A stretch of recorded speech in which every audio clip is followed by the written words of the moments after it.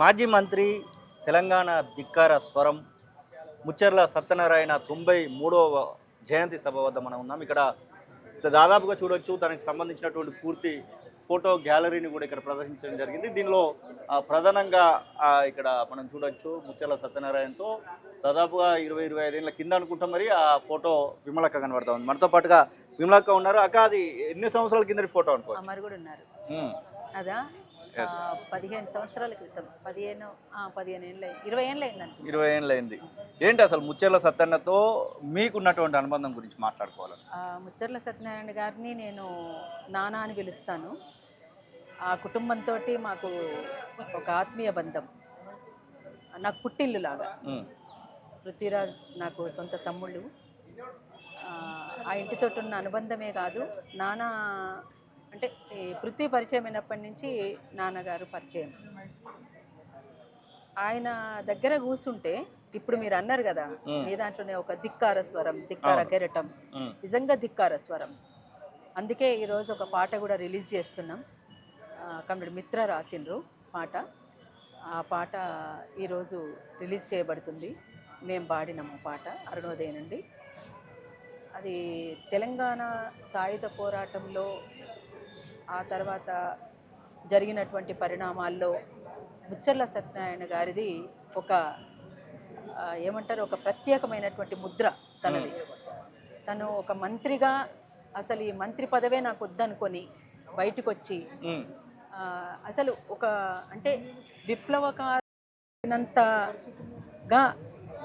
దొరలకు, భూస్వాములకు వ్యతిరేకంగా తను మాట్లాడిన తీరు, తను చేసినటువంటి అక్కడ ప్రదర్శించినటువంటి ఆ ప్రదర్శనలు, అంటే తను ఒకటే కాదు, రాస్తాడు, పాడతాడు, నాయకుడు, ఈ 3 గుణాలు ఉన్నటువంటి వాళ్ళు చాలా అరుదుగా ఉంటారు అని. అందుకని ఒక ప్రత్యేకమైనటువంటి ముద్రతో తన జీవితాన్ని కొనసాగించిండు. అందులో ఒక మంత్రి అంటే ఏదో ఇట్లా ఊహించుకుంటారు చాలామంది, కానీ చాలా సాదాసీదా మనిషి, సాధారణ జీవితం గడిపినటువంటి వ్యక్తి, వ్యవసాయం మీద మక్కువ ఉన్న వ్యక్తి.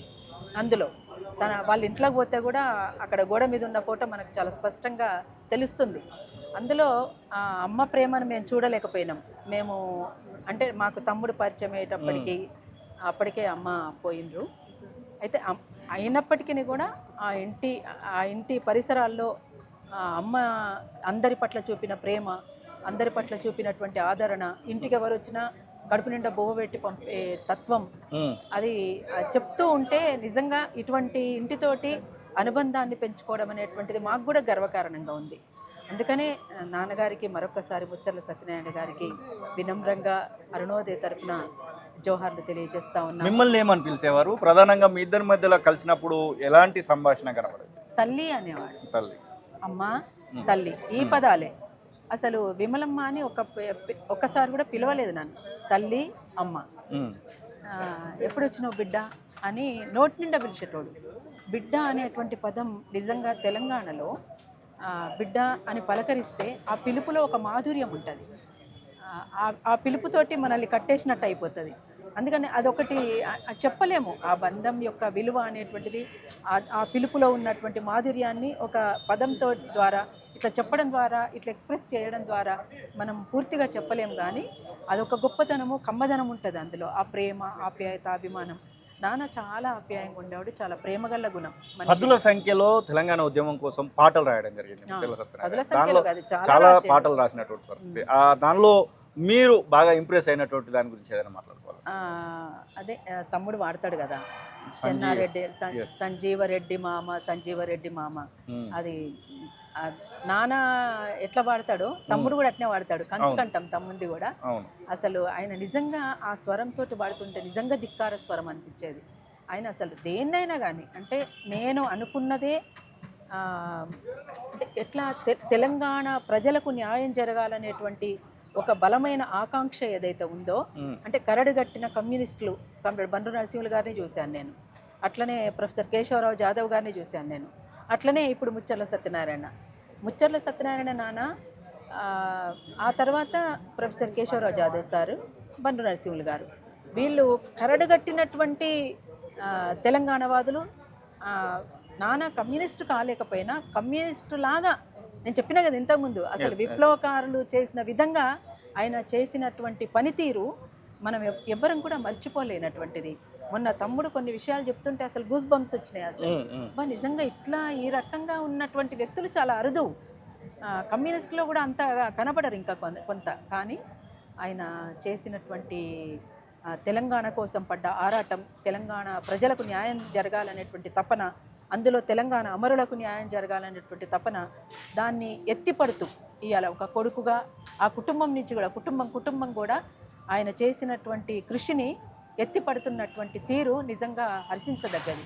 అసలు ఎవరైనా మీరు నాకేమిచ్చిండ్రు అంటారు, ఏ కొడుకులైనా ఏ పిల్లలైనా, మాకు ఆస్తులు ఇచ్చిండ్రా, భూములు ఇచ్చిండ్రా, పైసలు ఇచ్చిండ్రా అని అడుగుతారు. కానీ మీరు నాకేమిచ్చిండ్రనలే, మీ కడుపులో పుట్టినందుకే మేము రుణం తీర్చుకోవాల్సినటువంటి బాధ్యత మా మీద ఉంది అని తను చేసినటువంటి కృషిని సమున్నతంగా ఎత్తిపట్టడానికి ఆరాటపడుతున్నటువంటి పృథ్వీరాజ్ నిజంగా అభినందించవచ్చు తమ్ముణ్ణి. అట్లనే ఆ కుటుంబం అంతా కూడా తల్లిదండ్రుల పట్ల చూపినటువంటి ప్రేమకి, ఎందుకంటే ప్రతి సంవత్సరం ఆ కుటుంబం అంతా వస్తుంది. అమ్మ వర్ధంతికో నాన్న వర్ధంతికో ఖచ్చితంగా ఒకసారి 2 సార్లు విజిట్ చేస్తారు ఇండియాని, వాళ్ళు ఎక్కడున్నా. కానీ అట్లా వచ్చినప్పుడు అందరినీ పిలుచుకుంటారు, ఆత్మీయులు అనుకున్న వాళ్ళందరినీ పిలుచుకుంటారు. వాళ్ళందరితో ఒక వారం రోజులు గడుపుతారు, 10 రోజులు, నెల రోజులు, ఎన్ని రోజులు ఉంటే అన్ని రోజులు. అందరినీ ఎవరిని కలవకుండా పోరు వాళ్ళు అసలు. అంటే ఒక ఆత్మీయతకు, ఒక అనుబంధానికి, ప్రేమకు, అభిమానానికి పెట్టింది పేరు ముచ్చర్ల గారి కుటుంబం. ముచ్చర్ల సత్యనారాయణకు మీరు నివాళులు అర్పించాలనుకుంటే మీ గొంతుతో ఆ పాట అందులో ఉంది. అదే ముచ్చర్ల సత్యనారాయణ గారి పాట చెప్పవా? పాతదే, కొత్తది ఇప్పుడు రిలీజ్ అయ్యేదాకా చెప్పదు. ధిక్కారం ధిక్కారం ధిక్కారమే సత్తన్న, నీ జయంతే ధిక్కార దినం, ముచ్చర్ల సత్తన్న. ధిక్కారం ధిక్కారం ధిక్కారమే సత్తన్న, నీ జయంతే ధిక్కార దినం, ముచ్చర్ల సత్తన్న. ధీర ధీర ధిక్కారం ధిక్కారమే సత్తన్న, ధన్యమయ్యా నీ జననం, ధిక్కారమే సత్తన్న, ముచ్చర్ల సత్తన్న, ముచ్చర్ల సత్తన్న. జై తెలంగాణ. 2016లో ముచ్చర్ల సత్యనారాయణ గారు భౌతికంగా మనకైతే దూరం అవడం జరిగింది. ఒకవేళ ఇప్పటిదాకా కూడా బతికి ఉండేది ఉంటే తెలంగాణ రాష్ట్రంలో గత 10 ఏళ్ల పాలన కానివ్వండి, ఇప్పుడు 2 ఏళ్ల పాలన కానివ్వండి, అప్పుడే ధిక్కార స్వరం. ఈ పాలన చూసి ఏమనుకునేవారు? మీరు చూసినటువంటి పర్యవసనం బట్టి ఇప్పుడు ఉండేది ఉంటే ఎట్లా చెప్పేవారు అనుకుంటున్నారు? నాన్నగారి ఆలోచన ఎట్లా ఉండేది? ఖచ్చితంగా విమర్శించేవాడు, ఎవరిని కూడా వదిలిపెట్టేవాడు కాదు. ఆయన తత్వం అట్లాంటిది. అంటే తను కోరుకున్నాడు ఏంటంటే, ఈ తెలంగాణకు జరుగుతున్నటువంటి అన్యాయం ఏముంది, తెలంగాణలో ఎంత సంపద ఉంది, ఇక్కడ సంపద అంతా కూడా ఎట్లా కొల్లగొట్టబడుతుంది, తెలంగాణ ప్రజలకు ఎట్లా అన్యాయం జరుగుతుంది, ఇక్కడ ఉన్నటువంటి పిల్లలకు ఉద్యోగాలు లేకుండా, చదువులు లేకుండా, ఎట్లా నీళ్లు, నిధులు, నియామకాలు అని చెప్పేసి ఎట్లయితే కొట్లాడినామో అవన్నీ చెందాల్సినటువంటి అవసరం ఉందని. అంతేకాకుండా ఆయన మంచి కళాకారుడు కూడా. అక్కడ చూసినాం కదా మనం, ప్రొఫెసర్ జయశంకర్ సార్ తోటి తను కలిసి చేసినటువంటి ప్రదర్శనలు ఎన్నో కోకొల్లలు. అసలు అట్లా నిజంగా ఒక దాంట్లో ఉన్నట్టు ఒక దాంట్లో లేడనేది లేదు. నిజంగా సత్యనారాయణ నాన్న చాలా అద్భుతమైనటువంటి కవి, మంచి వాగ్దాటి, మంచి రచయిత, మంచి నాయకుడు. అంటే ఇన్ని గుణాలు ఉన్నటువంటి వాళ్ళు ఇంతకుముందే మనం అనుకున్నట్టు చాలా అరుదైనటువంటి వ్యక్తుల్లో ముచ్చర్ల సత్యనారాయణ గారు ఒక గొప్ప వ్యక్తి. అటువంటి వ్యక్తి మాకు పరిచయం కావడం, ఆ కుటుంబంతో పరిచయం కావడం నిజంగా నాకు చాలా గర్వంగా ఉంది. అమర్ని అల్లుడుగా, నన్ను బిడ్డగా ఎప్పుడు కూడా చాలా ప్రేమగా పలకరించేటువంటి ముచ్చర్ల సత్యనారాయణ నాన్నకి మరొక్కసారి అరుణోదయం నుంచి వినమ్రంగా నేను జోహార్లు తెలియజేస్తున్నాను. Thank you. అసలైన తొలి వెలుగు. ఫాలో వాట్సాప్ @తొలి వెలుగు official.